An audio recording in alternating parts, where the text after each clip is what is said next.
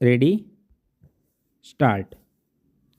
सभापति महोदय, अब मैं आर्थिक मामलों पर आना चाहता हूँ।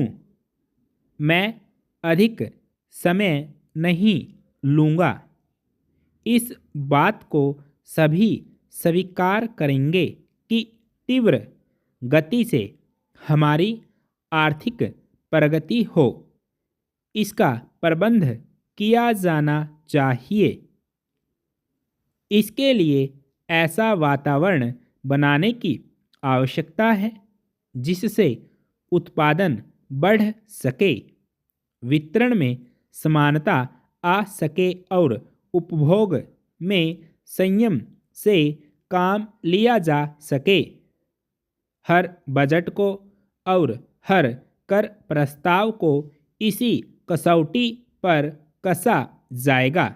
यथा क्या उससे उत्पादन बढ़ता है, क्या वितरण में समानता आती है, और तीसरी बात यह कि क्या हम देश में ऐसा वातावरण बना सकते हैं कि लोग जितना कमाते हैं उतना खर्च न करें, उसमें से बचाएं और उसे राष्ट्र की समृद्धि में लगाएं।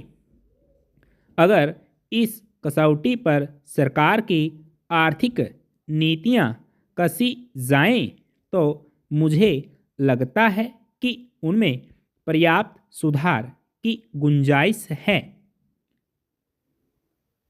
मैं वित्त मंत्री की कठिनाई को समझ सकता हूँ। विकास की आवश्यकता अधिक धन की मांग करती है। राज्य सरकारें अधिक कर लगाने के लिए तैयार नहीं हैं।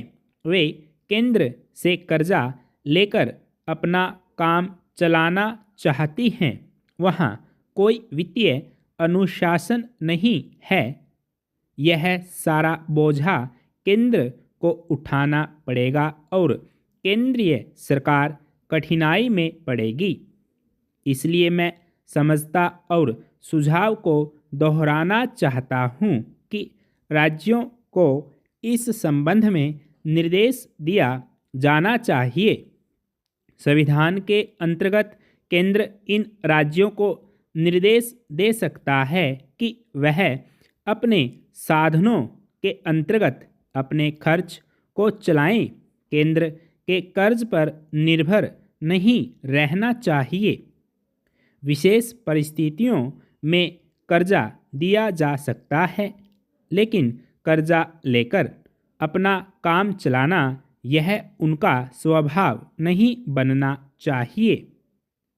अपवाद रूप में कर्जा लेकर वह किसी विशेष परिस्थिति का सामना करने के लिए प्रस्तुत हों तो उसका विरोध नहीं किया जा सकता।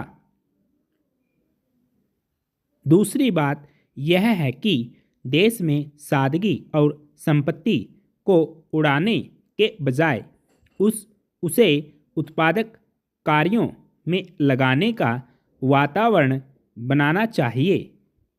मैं नहीं जानता वित्त मंत्री महोदय इससे कहाँ तक सहमत होंगे, लेकिन आज देश में समाजवाद की चर्चा बहुत होती है।